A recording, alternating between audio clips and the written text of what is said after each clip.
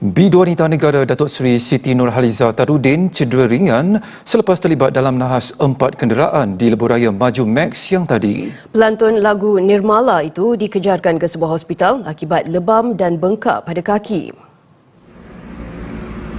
Kejadian berlaku ketika Datuk Seri Siti Nurhaliza dalam perjalanan pulang selepas selesai mengadakan persembahan di Sepang. Insiden itu tular apabila dikongsikan pengguna media sosial. Pengurusnya, Rozi Abdul Razak, menerusi hantaran di Threads memaklumkan ketika kejadian mereka menaiki 2 kenderaan berasingan. Sejurus kemalangan, Datuk Seri Siti Nurhaliza dibawa ke hospital bagi mendapatkan rawatan.